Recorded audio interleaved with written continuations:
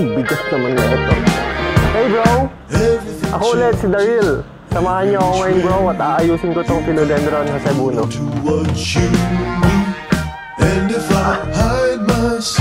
Pero bago natin umpisahan tong video na to bro, please don't forget to subscribe and click the notification bell para lagi kang updated dito sa channel natin. Whew! Bigat! Dito na to. Ang bigat. Kulang ako ng upuan.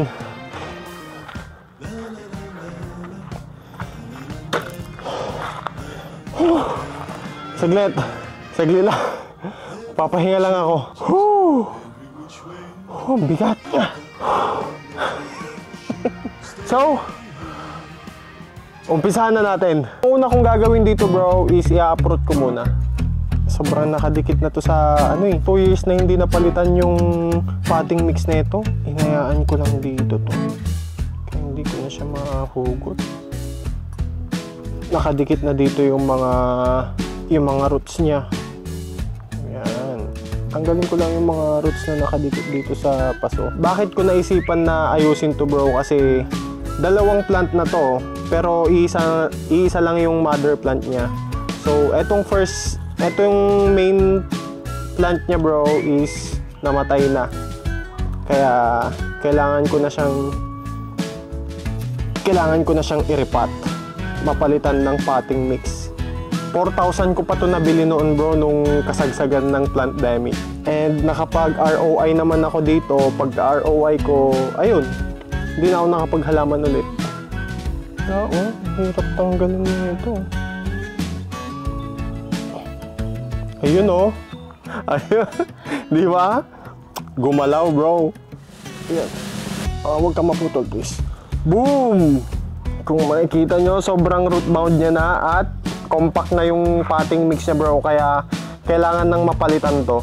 And siguro ilalagay ko siya sa mas magandang paso. Yung mas madaling ilipat. Semento kasi to bro. Kaya ilalagay ko siya sa plastic na paso. Pero tatanggalin ko muna yung potting mix niya dito at i-trim ko yung tatanggalin ko tong patay na plant and triman ko rin ng root. So gagamit lang ako ng pangkamot sa likod para matanggal yung mga compact na potting mix. Ganyan ako. Oh, diba? Nakasombrero ko bro kasi umuulan. Concern yung asawa ko. Ayaw niya akong magkasakit. Kaya pinahiraman niya ako bro. Kakamutin natin siya dito para hindi siya mangate. Tatanggalin lang natin yung mga lumang potting mix niya kasi tumigas na siya bro. Oh, naging lupa na siya bro. Kaya we need to remove. Ang potting mix nito dati nung binili ko is yung pinong graba, may vermicast, rice hull. Yun lang yung nakalagay dito noon. Hindi ko pa siya napapalitan mula noon. Pero tignan nyo naman bro, lumaki siya ng maganda. Nakapag-propagate ako, napa-giant ko din ito, nakapagbenta ng mga cuttings. Ayan o. Ay, ganun pala eh. Ganun lang pala eh. Ayun bro, madali na siyang tanggalin. Ganyan lang natin oh.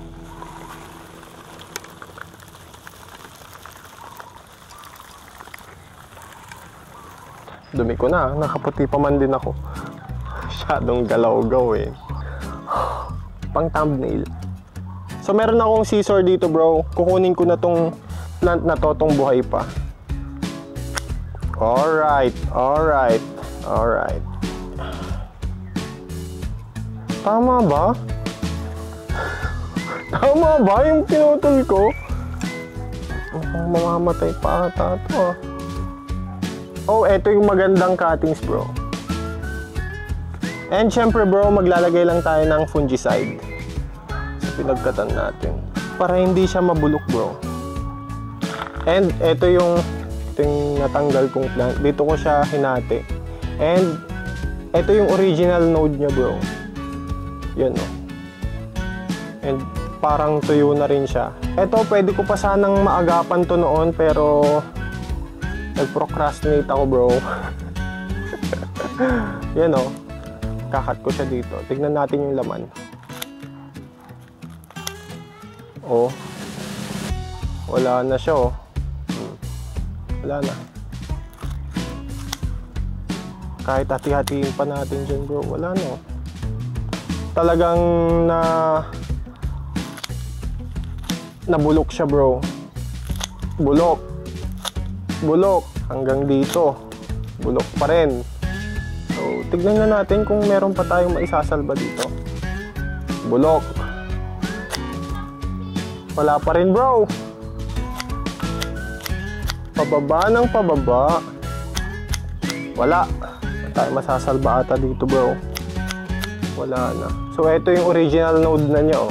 Nung binili ko bro, ito lang siya. Yung mga pinutol ko, yun lang yung vine niya noon. Nakita nyo yung malaki dun sa harap bro. Papakita ko sa inyo mama yung malaking Josebuno. Yun na yung pinaka-top cut. Oy, pwede pa to bro. May masasalba pa tayo dito. Dito natin siya i-cut. Pwede pa siguro to. So ibabaon ko lang to sa potting mix. And tignan natin bro kung mabubuhay. Wait. Tanggalin ko na tong mga roots niya no. And lalagyan ko ng fungicide. Okay, may 2. Wala bro. Patay na to. Patay na. And dito tayo sa magandang part bro. Ano to? Ihiwalay ko ba? Ihiwalay ko ba to? Parang wag na lang ata no. Parang maganda naman. Kakat ko pa ba to? So pinag-iisipan ko bro. Ito yung nakuha kong plant. So may mahaba siyang stem. Uy, kaputol. So may mahaba siyang stem. And pinag-iisipan ko kung ikakat ko ba siya dito. Dito sa part na to. Tapos tritriman ko. Ano ba sa tingin nyo bro? Yun oh. Ganda oh. Hindi na ako mag-iisip. Meron pa siyang palabas na dahon oh. Nakapag-decide na ako. At ikakat ko na siya. Dito ko siya ikakat bro. Game? Sayang oh. Hindi naman siguro mamamatay ito. Game. 1, 2, 3. There's no turning back.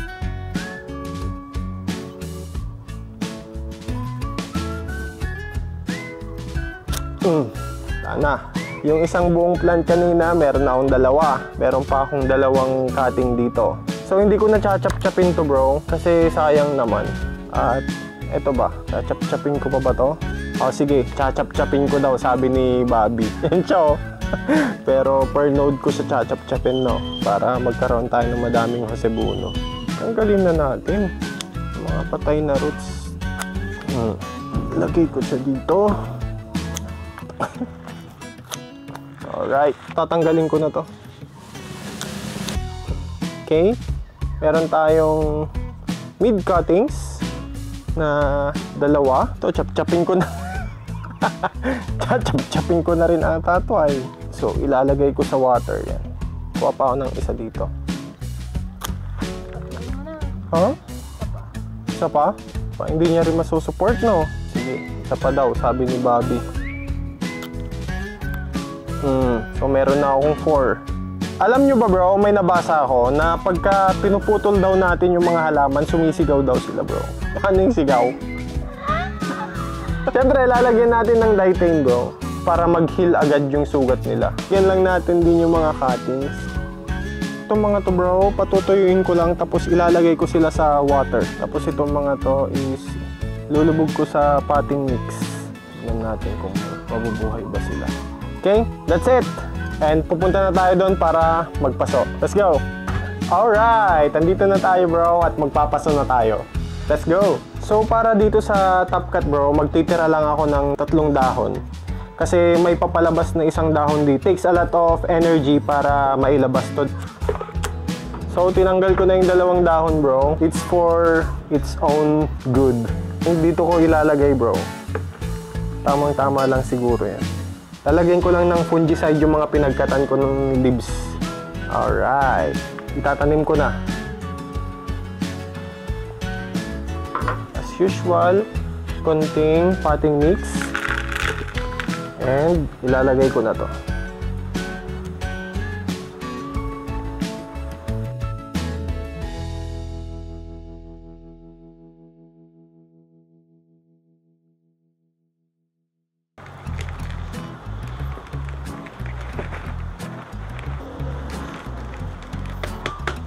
Yan, pupunin ko lang yung pot niya bro para hindi siya mag-alog-alog. Tapos sisiksikin ng ganito. Okay, 1 down. Dito ko lang muna siya ilalagay.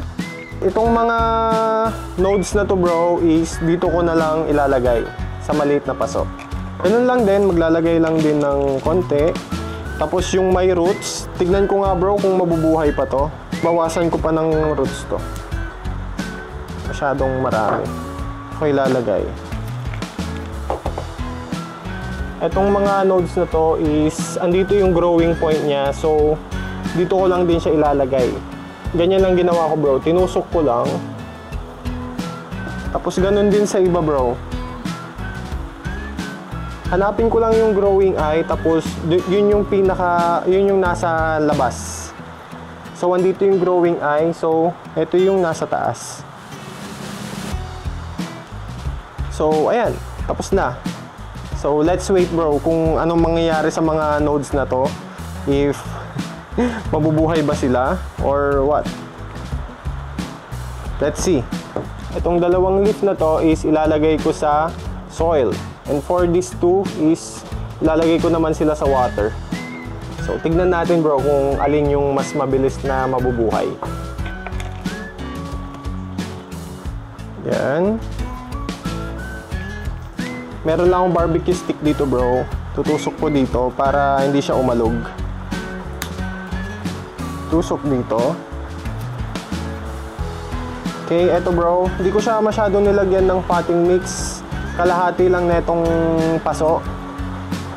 And dito ko muna siya ilalagay bro. Dito na lang. Yan. And for the next one, so kalahati lang din netong paso para hindi masyadong mailubog yung node. And ito na yung pangalawa bro. And for these two, wait lang.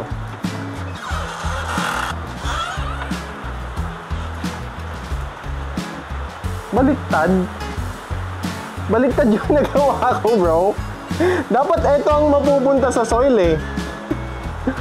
Ay nako. So uulitin ko bro. Kasi baliktad, dapat ito ang mapupunta sa soil. Ganda-ganda pa man din ang pagkatanim ko dito. Hugasan ko na lang ito mamaya. So ito ang ipupunta ko sa soil. Alright. Sigurado na to. Kasi ito yung mas maraming roots para mas mataas yung chance rate na mabuhay agad to bro. Okay? 1. Tapos eto tatanggalin ko din kasi mali. Napagpalit ko yung skewer. And we're good. Eto, hugasan ko lang bro para naman hindi maging madumi yung tubig na paglalagyan ko. Eto, sakto bro, umuulan. Dito ko na hinugasan at dito na rin ako kumuha ng tubig para sa water propagation natin ng Josebuno. Okay? Tama na siguro to. Ayan o. Lagay ko dito sa loob. Ganyan. Itong dalawa. Yan. Ganyan lang kadali ang water propagation. Yun lang bro. Ganun lang. Naayos ko na yung Philodendron Josebuno bro. Meron akong isang top cut. And yung 5 nodes na nilagay ko dito. Tapos, 2 water propagation. And 2 soil propagation. Yung kinat kong Josebuno kanina bro, yung nasa cement pot, is yun yung mother plant ko. Diba? Yun yung sinabi ko kanina. Tapos natapkatan ko na siya. And ipapakita ko sa inyo yung natapkat ko na bro. Wait lang. And tada! Hindi magkasya bro. Tada! Ang lalaki ng leaves niya. And ang ganda rin ng mga variegations. Ito yung... Di ko kasi... Dito ko na nga ilagay. So, ito yung new leaf niya. And malaki na rin yung nodes niya bro. Punong-puno ng aerial root. Anytime bro, pwede ko nang iripat to. Ang ganda oh. Takpan na ako. Ibabalik ko lang dahil mabigat. Wait lang bro. Bago ko tapusin tong video na to bro, let me talk about this Josebuno. konting-konti lang to bro. Diba itong Philodendron Josebuno bro, sobrang ganda ng mga variegations niya. Kung mapapansin nyo bro, para siyang army. Isa to sa mga paborito ng mga plant parents kasi sobrang ganda ng mga variegations niya, sobrang ganda ng leaves niya. And lumalaki to ng, nakita nyo naman bro, diba? Mabilis lang din siyang lumaki. Isa sa mga gusto kong karakteristik na itong Philodendron Josebuno bro is yung variegation niya talaga. Yun talaga yung kumikinang-kinang yung mata ko pag nakakakita ako ng Josebuno bro kasi sobrang ganda ng variegations niya. And ito yung plant na variegated and consistent yung variegations niya bro. So ilagay mo lang siya sa bright but indirect sunlight and magkakaroon siya ng magagandang dahon bro, magagandang variegations. Hindi kagaya ng ibang mga variegated plants na nagre-revert. Ito hindi. Pero as time flies by, ayun no. Etong leaf na to bro is magiging green din siya. So parang ganito, 'di ba?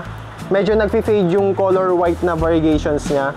Pero etong variegations niya na to is hindi siya natutunaw bro kagaya ng mga albo variegated plants. So, yun din yung isa sa mga paborito kong karakteristik ng Philodendron Josebuno bro. And di ba? Napaka-elegant niya tignan bro.